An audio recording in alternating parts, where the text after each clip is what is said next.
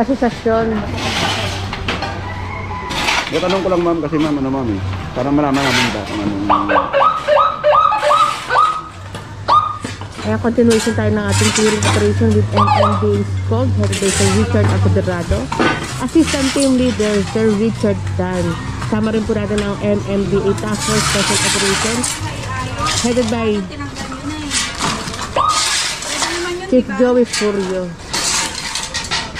Team Leader, Bravo, mga kabungsi, Sir Velos.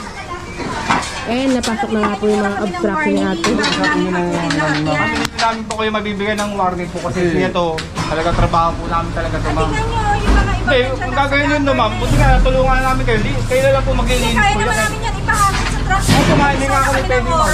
Hindi nga kayo pwede. Kaya naiintindihan nyo rin kami ma'am, kailangan kayo mag-ano yan. Eh ma'am, may mga nakaparking na doon, hindi pa nakikita ang mabilis na. Ma'am, galing po kami ron. Malinis na po. Sige po, sige na. It's a public domain. It's a public domain. Huwag nyo pong paglalagay yung hindi nyo. Ano po? Pinatutupad lang po namin yung batas, ha? Para mahagod namin. Po? May matanda kami dito, may mga bata. Kaya nga po pinatulungan ko kayo eh. Wala naman ako nakikitang masama na pinatulungan ko kayo. Sige na, kuya. Okay na po, hindi po problema. Doon ka na. Problema namin ito. Ano ko sabihin? Inaayos ko eh. Mamalagakit lang kapitbahay nyo. Ibig sabihin nyo, pati kapitbahay nyo na Petermate ito ginawa nyo. Sa akin po. Sa inyo nga, inaayos nga.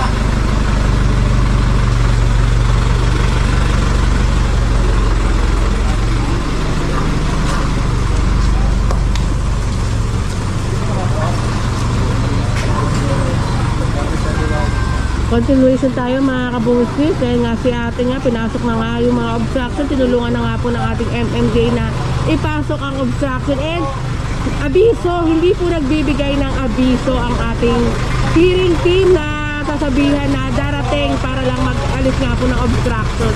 And ito nga po, tatawag ang may-ari neto dahil nga po ang dahil nga halaman. And for trimming na nga rin po itong pwesto na ito.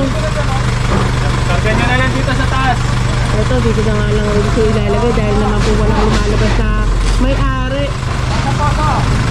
Parang yung mga parang yung mga construction materials sa mga tao dito. Nasa bangketa na. Siyempre, ang ginagawa ng ating MMDA, bawal maungkit pa po. Balik sa kanila ang kanilang mga obstruction. Oops. Ay, mga construction materials, magpudamat dito. Wala akong tatayuan ng tao eh. Namarap ko po nun eh. Nasarapan nyo po kasi ma'am. Responsibility nyo po yung nasarap. Ano yung basura? Na-coordinated po kami sa barangay. Kaya nakapag-barangay coordination tayo kanina.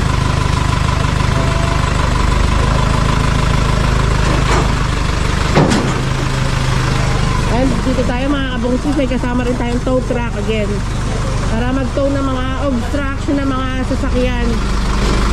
Ang baba, oh grabe, oh lando na ang kawad. Nandito na ako dadaan.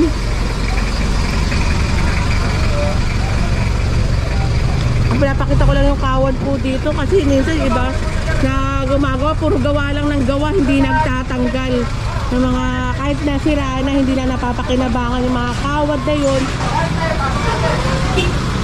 Panay lang ang kabit, walang tanggal. Kaya yung iba lundo na.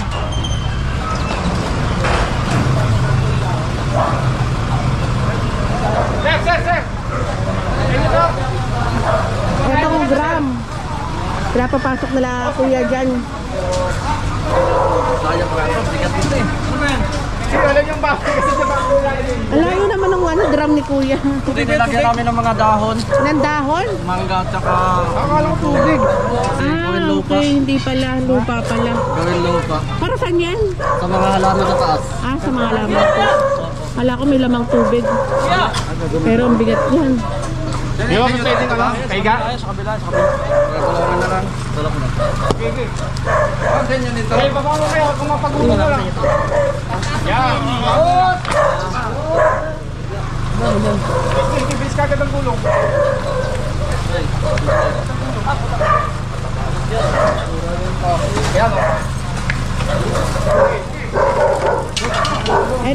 iba mga kabungusnis, pinapasok nga po sa looban. Parang yung mga gamit nga po ng iba dito, nakalabas na sa bahay nila. Ginagawang extension ng bahay nila ang bangketa.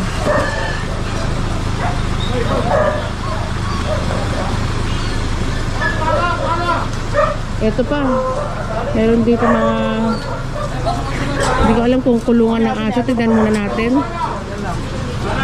Oh, may dog sa loob. Yan si Sir Veles. Good morning, sir.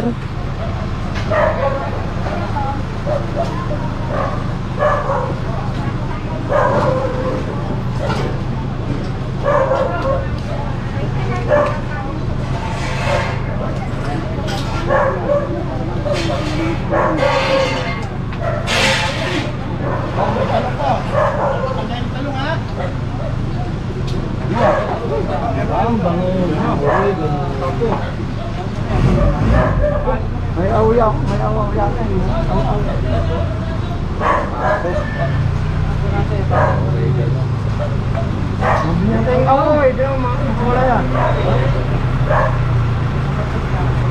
Ay, may aso po ba yan, Tay? Sa loob? Ay, meron, Tay. Meron nga. Ingat, ingat.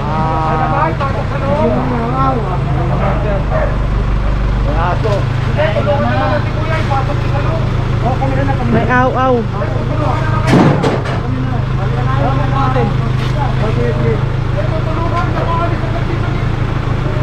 Ay, hindi naman umaalis ang ating MMJ na hindi maayos nga po ang pwesto. Kailangan malinis.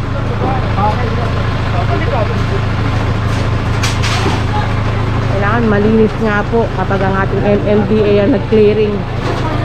Oops, alis tayo. May dog, may dog.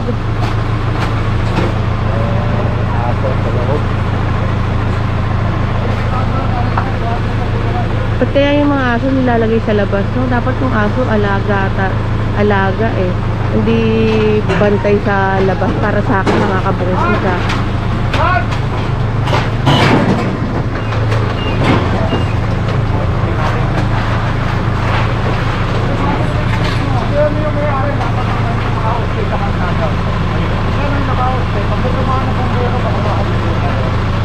Ito tinuturo ni Sir Richard. Kay Sir Richard din. Sir Richard Tan.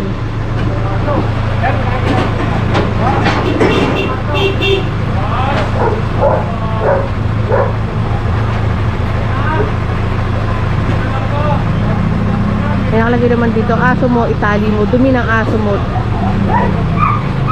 Dakutin mo, sana lahat ganun, no? Yung dumi ng aso, dakutin talaga. Kasi usually, mga dumi talaga ng aso, pinapabayaan talaga sa kalsada.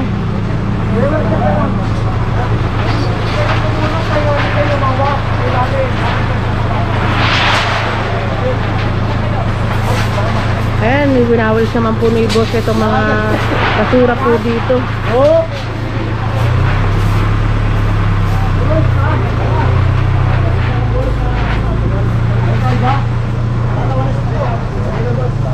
Ayan, ang kinausap na nga po nila Sir Richard regarding nga po dito sa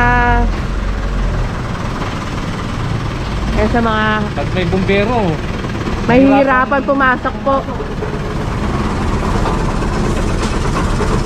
Sa mga yero, I mean.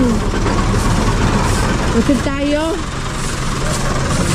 And sana hindi na nga po ibalik din nila boss ang kanilang obstruction para magamit nga rin po ng taong bayan ang bangketa. Grabe si Sir Richard, napakasipag ah. Field Operation Officer na nga rin po natin. Driver pa.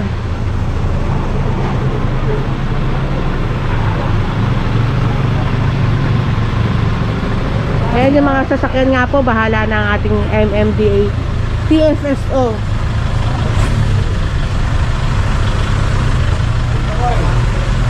Ayan, may mga barangay nga rin po tayong kasama para mag-assist sa ating clearing operation.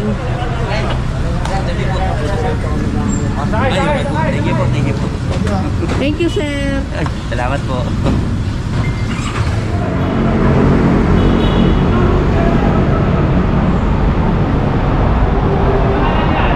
Si kuya kanina pa kasi siya pinapaalis. Eh, hindi naman umaalis si kuya na vendor na kanina na nagtitinda dito.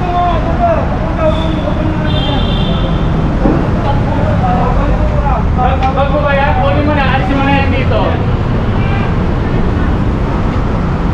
Sabi naman kayo, mga... Ano sasabihin mo? Gano'n nga tayo ano eh. Maghanap ka ng ibang pwesto. Hindi ka maghanap ka.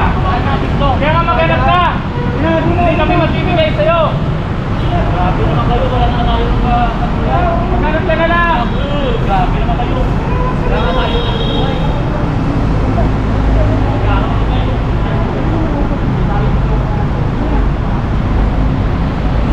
Ay, pinaligtas na nga si kuya dito kanina, pinagbigyan na nga si kuya. Kaso ayaw talagang umalis si kuya. Hindi niya inalis yung mga paninda niya. And ito, meron pala dito mga gamit pa. Hindi ko lang alam kung itong ilalim ng tulay ginagawang tulugan.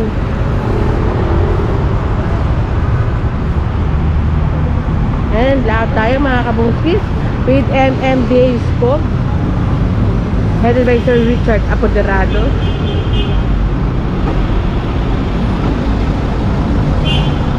At tinitignan para hindi na rin bumalik si kuya. Kung umalis na nga rin ka.